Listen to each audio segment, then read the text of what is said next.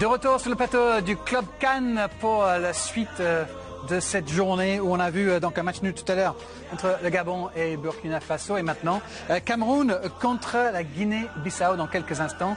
Regardez qui vient d'arriver entre Sonny Anderson et Luis Fernandez. Nous avons un champion du monde. Ravi de vous avoir avec nous, Hassan Ndam. Champion du monde depuis le mois de décembre, vous avez gagné un combat après 22 secondes seulement. Oui. C'était une façon aussi de dire à Louis et Sonny d'être bien gentils. Depuis le temps qu'on te demande d'avoir un garde du corps, d'avoir quelqu'un avec nous pour nous protéger. Je suis bien entouré donc. Là, vous êtes bien. Là, vous êtes bien. Et là, vous êtes là pour supporter cette équipe de Cameroun, bien sûr. Exactement, mon pays natal et j'espère qu'aujourd'hui ils vont faire un beau match. Parce que après c'est décisif aujourd'hui, s'ils gagnent, je pense qu'on va fermer la boutique pour le prochain. Pour le dernier match. Voilà. On va voir ce qui va se passer, on va parler de cette équipe de Cameroun dans un instant. Mais d'abord, retournons au stade à Libreville, prendre des infos justement qui joue ce soir pour le Cameroun. Regardez, ils sont de retour, toujours avec le sourire, toujours en forme, Florent Martin et Guy Notre. Rebonsoir messieurs. Deuxième match donc de notre journée de la CAN aujourd'hui. Quelles sont les infos ? D'abord, c'est vrai que le Cameroun peut faire un grand pas vers les quarts de finale en cas de succès. Au vu du résultat du Gabon nul face au Burkina Faso, il y a un changement et pas des moindres par rapport à l'équipe qui a dû concéder le nul face au Burkina Faso. C'est le retour de suspension d'Aboubacar qui sera en pointe. Jacques Zoua démarre sur le banc. Aboubacar, c'est le point fort de cette équipe avec Mukanjo au niveau offensif de cette équipe du Cameroun. Oui, aussi grand avantage évidemment psychologique parce que quand vous voyez le résultat des autres et encore un nul, en cas de victoire, ça donne vraiment une très bonne position pour se qualifier pour les Camerounais qui ont donc la chance d'avoir Aboubacar de retour et qui auront certainement envie de faire tout pour gagner ce match. Ils sont favoris contre les Guinéens, c'est évident. Et ça leur laisserait après au dernier match, en cas de match nul, toutes les chances de qualification. Un Cameroun profondément remodelé par le choix d'Hugo Bross, l'entraîneur belge de cette équipe du Cameroun, aussi par le choix de certains joueurs, on en a parlé avec Roger Milla et Baptiste Bandrou, de ne pas honorer leur sélection, mais un Cameroun qui a fait ses preuves lors de la première journée. Reste que ce Cameroun-là a fait match nul face au Burkina Faso. Et face au Cameroun, il y a cette équipe de la Guinée-Bissau. Le Guinée-Bissau, c'est un peu le caillou dans la chaussure des équipes du groupe A. On n'arrive jamais vraiment à s'en dépêtrer. Et elle est vraiment intéressante, cette équipe. Elle est très physique, très appliquée. Il y aura 3 changements avec notamment Frédéric Mendy, un joueur né en France, qui a évolué notamment aussi en France avant de partir désormais en Corée du Sud. 3 changements. Piketty qui sera là aussi. Une équipe qui va s'appliquer à bien défendre et qui a vraiment des arguments pour contraindre cette équipe du Cameroun. C'est une équipe qui va jouer les troubles faits jusqu'au bout. Elle l'a déjà fait dans la première journée contre les Gabonais. Et là, elle a encore l'occasion d'être trouble faite. C'est un rôle aussi sympathique pour les joueurs. Et qui sait, s'il y a encore un résultat, on peut espérer même une qualification.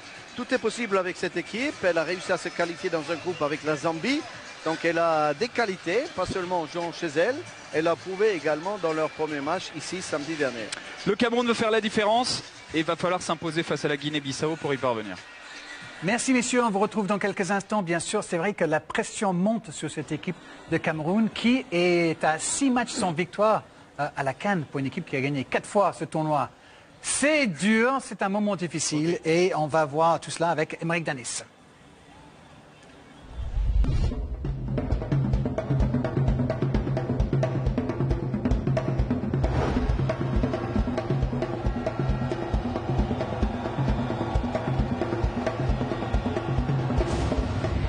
Samedi dernier, pour leur premier match, les Lions indomptables se cassent les dents sur les étalons burkinabés. Un match nul un partout qui met déjà le Cameroun sous pression dès le début de la compétition. Avec une inquiétude majeure, le manque d'efficacité offensive. Le sélectionneur Hugo Bross taille un costume à ses joueurs. On a dominé l'adversaire la plupart des matchs. On a aussi créé des occasions. Et la seule chose qu'on a besoin, c'est quelqu'un qui met le ballon dedans.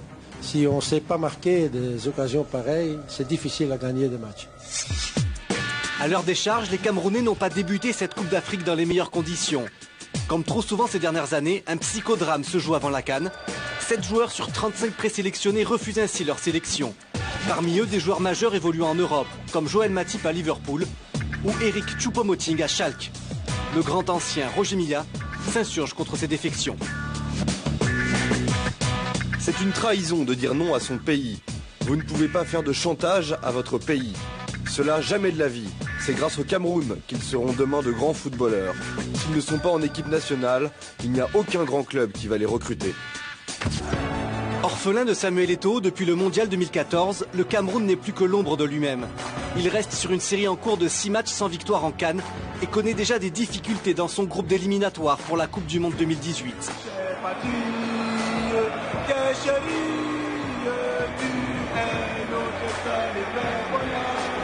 Pour redonner du bonheur à la patrie, les Lions indomptables n'ont d'autre alternative que de gagner ce soir contre la Guinée-Bissau. Et oui, victoire impérative pour le Cameroun ce soir. S'il veut se rassurer un petit peu, Hassan, comment vous le sentez? Je le sens à moitié parce qu'on n'a pas vraiment la grosse équipe du Cameroun en face. Donc après, je peux comprendre les collègues, mais bon, on est dans le sport. Je ne peux pas prendre la défense de l'un ou l'autre, mais on va y croire. Quelle est votre relation avec le foot? Est-ce que vous avez joué au foot? Vous êtes un bon footballeur? Bon, je ne dirais pas, parce que je ne peux pas être bon partout. J'ai joué au foot à l'école quand j'étais petit, à l'école primaire. C'est une culture au Cameroun de jouer au foot, donc je me suis débattu, on va dire ça. Quel est le poste? Alors, j'ai beaucoup joué, on m'appelait Beckham. Donc, ah oui voilà, donc j'ai beaucoup joué aussi à l'arrière, quoi. Donc j'avais tous les deux, j'avais Beckham et Bergkamp. Voilà. Ah quand même, c'est pas mal. Beckham, Bergkamp. Voilà, c'est ça. Des bonnes références quand même. C'est ça. Donc vous êtes grand fan de foot. Vous avez une équipe particulière en dehors du Cameroun pour le pays? Oui, je suis beaucoup plus avec l'FC Barça. Ah, d'accord. Justement, il y a du football espagnol sur nos antennes ce soir. C'est pas le Barça, ce sera demain. Mais ce soir, vous pouvez suivre si vous avez envie.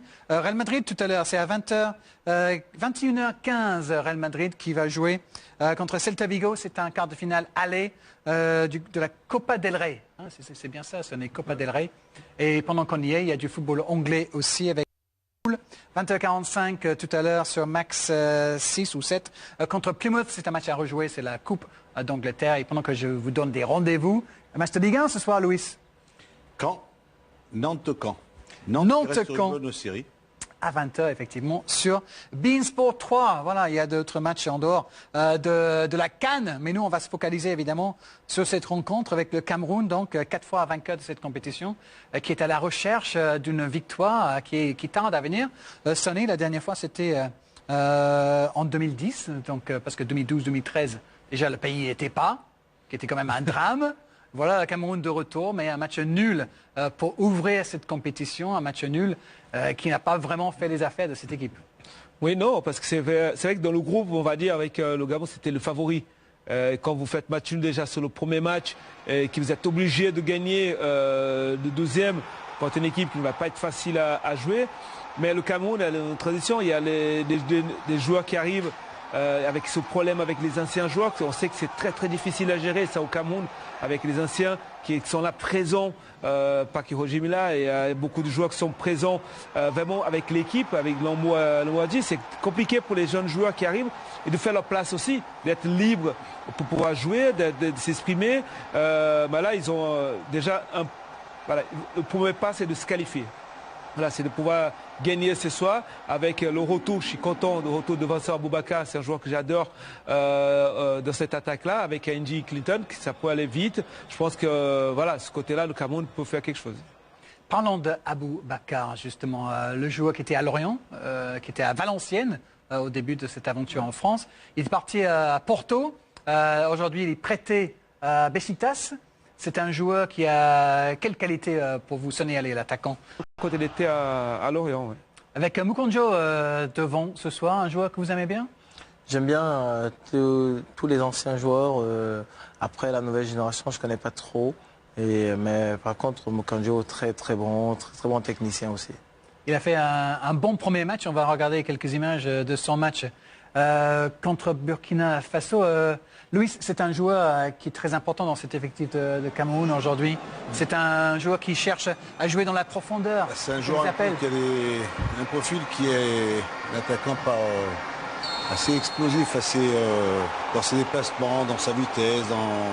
Voilà, je pense que Garçon qui aime bien demander ces ballons-là dans cet espace-là. C'est vrai que c'est un attaquant, on pense qu'il est mieux à droite ou axial ou côté gauche, mais c'est vrai qu'il a ses qualités d'appel dans l'appel. Après, il faut essayer de bien le trouver, mais dans cette équipe du Cameroun, je pense que ce soir, avec l'entrée d'Aboubacar, ça va lui permettre de jouer à ses côtés, ça va lui permettre aussi de jouer un peu plus dans un registre qu'il affectionne, parce que je pense qu'il est plus joueur de côté qu'un joueur axial. Il y a beaucoup de joueurs qui vont vite devant avec Aboubacar et NG aussi, bien évidemment, que vous avez connu un petit peu peut-être à Lyon, ouais, j'ai eu la possibilité de l'entraîner quand j'étais entraîneur des attaquants. C'est un joueur qui va très très vite. Par moment, il va tellement vite qu'il oublie certaines passes, mais il faut savoir qu'il y a le moment où Gomis à Lyon a marqué énormément de buts aussi à la Casette, c'est qu'il était en forme. Il était vraiment en forme parce qu'il va vite, il est rapide. Après, il va manquer un peu de calme parce qu'il fait tout, voilà, comme ici, il va faire des fautes parce qu'il revient. Il fait tout sur la même vitesse. Alors, je disais toujours, il faut avoir un temps d'arrêt, un temps faible et un temps fort. Et c'est le moment où il faut l'avoir parce qu'il fait tout vite. Mais sur un match comme ça, avec des joueurs comme Aboubacar qui va rester dans l'axe, il peut être intéressant, très très intéressant. Parce que s'il y a des espaces, comme il y a eu aujourd'hui sur le ballon profondeur, on a vu avec Bameyang, il peut faire de mal. Beaucoup de talent devant, beaucoup de vitesse, effectivement. On le voit avec Clinton Ng. En même temps, Hassan, il faut dire aussi qu'il n'y a pas un joueur du niveau d'un Samuel Eto'o, effectivement, aujourd'hui dans cette équipe de Cameroun. Bien sûr, aujourd'hui, on a la recherche d'un successeur de Samuel Eto'o. Je pense qu'il y a du travail, mais il y a une bonne génération qui arrive et il y a quand même une grosse marge de progression dans cette équipe du Cameroun. Maintenant, c'est le travail qui portera ses fruits. Ce soir, ils vont jouer contre... On parle de Samuel Eto'o, j'aimerais que ce soit aussi une petite pensée aussi pour Rigobert Song, qui sera certainement devant le grand, ce joueur qui manque énormément dans une équipe comme celle du Cameroun, avec cet ancien qu'il était, avec son caractère, sa personnalité. Et c'est vrai qu'on est content de savoir qu'il va de mieux en mieux. On va être content de vite le... On le souhaite bon rétablissement, c'est un très bon ami. Oui. Et il nous manque déjà. Hein. C'est vrai, vous faites bien d'en parler. Hein. Effectivement, on lui souhaite beaucoup de courage pour son retour. Et ça fait du bien, effectivement, on l'a vu, qui va de mieux en mieux. Bon match donc à vous, côté Cameroun. Oui. Match très important ce soir contre le petit poussé de ce groupe, Guinée-Bissau, mais qui a bien commencé avec un match nul contre le Gabon. Donc attention, danger pour le Cameroun. On va partir en pub avant de retourner au stade et retrouver nos commentaires pour ce dernier match de ce CAN 2017.